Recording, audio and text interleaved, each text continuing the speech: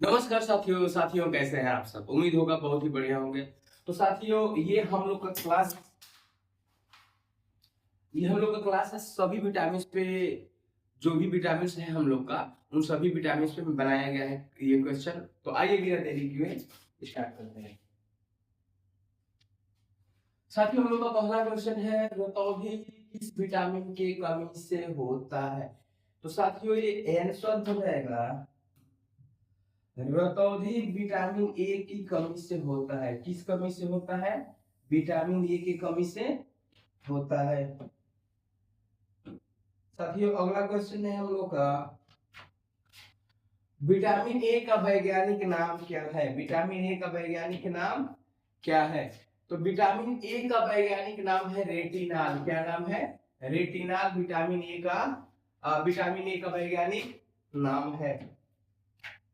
अगला क्वेश्चन है स्कर्वी रोग किस विटामिन के कमी से होता है।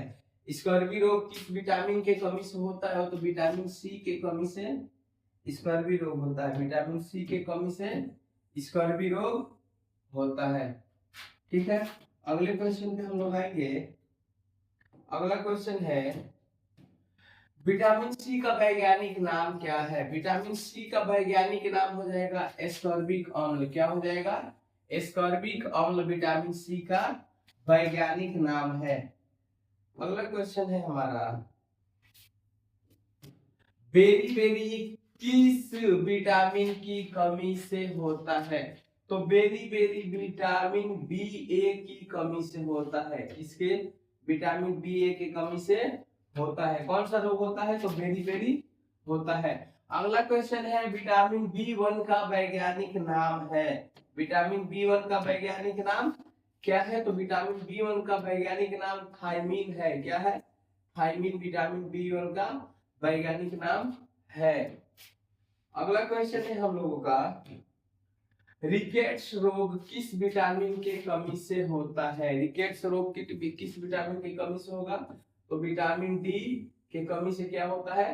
तो रिकेट्स होता है। ठीक है, अगले क्वेश्चन पे चलते हैं हम लोग। विटामिन डी का वैज्ञानिक नाम क्या है। विटामिन डी का वैज्ञानिक नाम क्या है? विटामिन डी का जो वैज्ञानिक नाम है ना कैल्सीफेरॉल है। क्या है? कैल्सीफेरॉल क्या है? विटामिन डी का वैज्ञानिक नाम है। कैल्सीफेरॉल क्या है? विटामिन डी का वैज्ञानिक नाम है। ठीक है, अगले क्वेश्चन पे हम लोग चलेंगे। रक्त का थक्का बनने में कौन सा विटामिन सहायक होता है। तो रक्त का थक्का बनने में विटामिन के सहायक होता है। क्या हो जाएगा? विटामिन के सहायक होता है रक्त का थक्का बनने में। इससे मतलब ये होता है विटामिन के का ना अगर हमारा ब्लड मतलब नस कहीं से कट जाता है, ब्लड निकल रहा है, तो क्या करता है ज्यादा देर तक ब्लड नहीं निकलने देता है। धीरे धीरे ब्लड एकत्रित होकर और थक्का होने लगता है और ब्लड रुक जाता है। अपने आप भी ब्लड रुक सकता है। ठीक है, अगला क्वेश्चन है हम लोगों का अगला क्वेश्चन विटामिन के का वैज्ञानिक नाम क्या है। विटामिन के का वैज्ञानिक नाम है फाइलोक्विनोन। क्या नाम है? फाइलोक्विनोन। अच्छा ये नाम क्या है? तो ये वैज्ञानिक नाम है। अगला क्वेश्चन है पेलाग्रा किस विटामिन की कमी से होता है।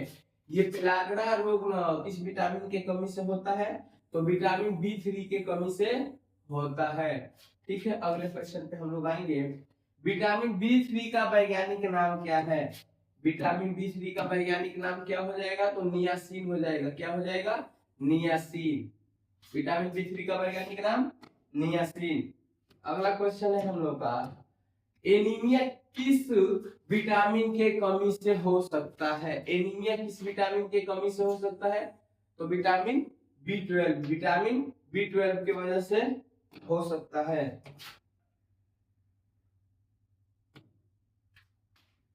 ठीक है, अगला क्वेश्चन है हमारा अगला क्वेश्चन है विटामिन बी ट्वेल्व का वैज्ञानिक नाम क्या है। विटामिन बी ट्वेल्व का वैज्ञानिक नाम है कोबाल कोबालामीन। क्या नाम है? कोबालामीन। क्या नाम है इसका? कोबालामीन। अगला क्वेश्चन है हम लोग का विटामिन ई का वैज्ञानिक नाम क्या है। विटामिन ई का वैज्ञानिक नाम क्या है? तो विटामिन ई का वैज्ञानिक नाम है टोकोफेरॉल। क्या नाम है? टोकोफेरॉल।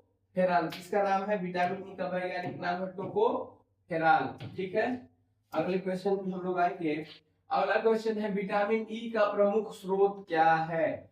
विटामिन ई का प्रमुख जो स्रोत है वह है वनस्पति तेल। क्या है? वनस्पति तेल। विटामिन ई का प्रमुख स्रोत है वनस्पति तेल। अगले क्वेश्चन पे हम लोग आएंगे। गाजर में कौन सा विटामिन प्रचुर मात्रा में पाया जाता है? गाजर में कौन सा विटामिन प्रचुर मात्रा में पाया जाता है? तो विटामिन ए। क्या पाया जाता है? विटामिन ए प्रचुर मात्रा में पाया जाता है। आंवला किस विटामिन का प्रमुख स्रोत है? आंवला किस विटामिन का प्रमुख स्रोत हो जाएगा? तो आंवला विटामिन सी का प्रमुख स्रोत हो जाएगा। किसका प्रमुख स्रोत हो जाएगा? विटामिन सी का प्रमुख स्रोत आंवला। ठीक है, अगले क्वेश्चन पे हम लोग आएंगे। हमारा अगला क्वेश्चन है धूप से शरीर में कौन सा विटामिन बनता है? तो धूप से शरीर में ना विटामिन बी बनता है। विटामिन डी बनता है। अच्छा, कौन सा धूप से बनता है? दिन वाले धूप से। दिन वाले धूप से नहीं बनता है। जब तक सूर्य लाल रहेंगे तभी तक विटामिन डी मिलेगा। अब ये नहीं कि पूरा दिन धूप में लगा बैठ जाना है, विटामिन डी लेने लगना है, हड्डी वड्डी मजबूत हो जाएगा। ऐसा कुछ नहीं है। हड्डी मजबूत होगा कि नहीं पता है, लेकिन कलुआ तो बनिए जाएंगे हम लोग। एक दिन घामे में बैठ के देखिए ना, पूरे चौड़ी का आकार का पता चल जाएगा। तो विटामिन डी कब से मिलता है? सूरज जब लाल होता है। दूध में मुख्यतः कौन सा विटामिन पाया जाता है? दूध में मुख्यतः कौन सा विटामिन पाया जाएगा? तो ये विटामिन डी पाया जाएगा। विटामिन डी पाया जाता है। दूध में मुख्यतः कौन सा विटामिन पाया जाता है? मुख्यतः विटामिन डी। विटामिन बी2 का वैज्ञानिक नाम क्या है? विटामिन बी2 का जो वैज्ञानिक नाम है उसका नाम हो जाएगा राइबोफ्लेविन। क्या नाम हो जाएगा? राइबोफ्लेविन। किसका नाम है? विटामिन बी12 का। अगला क्वेश्चन है विटामिन बी2 का। विटामिन बी2 की कमी से कौन सा रोग होता है? विटामिन बी2 की कमी से कौन सा रोग होता है? तो चिलोसिस रोग होता है। क्या होता है? चिलोसिस रोग होता है। अगला क्वेश्चन है हम लोग का विटामिन बी6 का वैज्ञानिक नाम क्या है? विटामिन बी6 का वैज्ञानिक नाम क्या है? तो विटामिन बी6 का वैज्ञानिक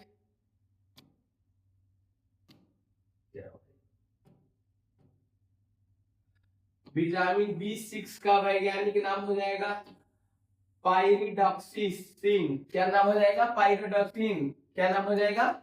पाइरिडॉक्सिन विटामिन बी6 का वैज्ञानिक नाम हो जाएगा। अगला क्वेश्चन है विटामिन बी7 का वैज्ञानिक नाम क्या है? विटामिन बी7 का वैज्ञानिक नाम क्या है? तो इसका नाम हो जाएगा बायोटीन। क्या नाम हो जाएगा? बायोटीन। अगला क्वेश्चन है हम लोगों का विटामिन बी9 का वैज्ञानिक नाम क्या है? विटामिन बी9 का वैज्ञानिक नाम तो फोलिक अम्ल। क्या हो जाएगा? फोलिक अम्ल विटामिन बी9 का वैज्ञानिक नाम हो जाएगा। हम लोग का अगला क्वेश्चन है फोलिक अम्ल की कमी से कौन सा रोग होता है?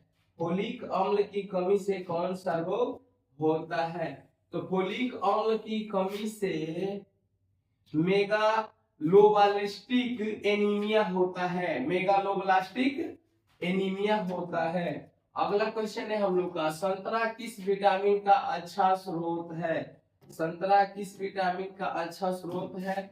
तो संतरा हो जाएगा विटामिन सी का अच्छा स्रोत है। अगला क्वेश्चन है हम लोग का टमाटर में प्रमुख रूप से कौन सा विटामिन पाया जाता है? टमाटर में प्रमुख रूप से कौन सा विटामिन पाया जाता है? तो टमाटर में प्रमुख रूप से विटामिन सी पाया जाता है। अच्छा, विटामिन सी टमाटर में क्यों पाया जाता है? टमाटर भी पकने के बाद भी खट्टा होता है और जितने भी खट्टे पदार्थ होंगे उसमें विटामिन सी पाया जाएगा। आंवला हो, नींबू हो या फिर संतरा हो, इन सब में विटामिन सी पाया जाएगा। मछली के तेल में कौन सा विटामिन अधिक पाया जाता है? मछली के तेल में कौन सा विटामिन अधिक पाया जाता है? हम लोगों के पास एक ज्यादा मछली मारने वाला बैठा है।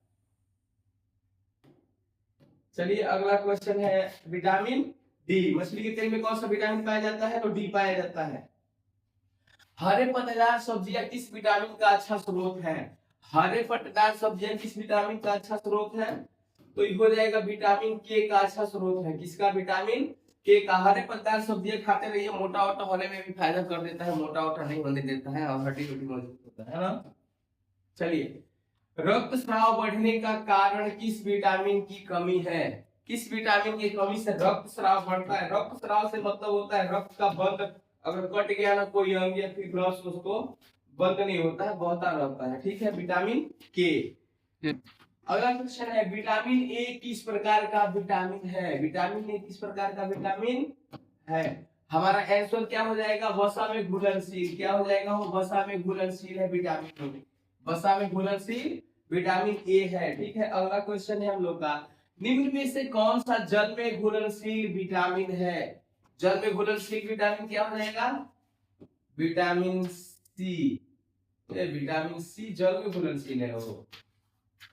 अच्छा, विटामिन सी जल में घुलनशील है। विटामिन डी की कमी से बच्चों में क्या होता है?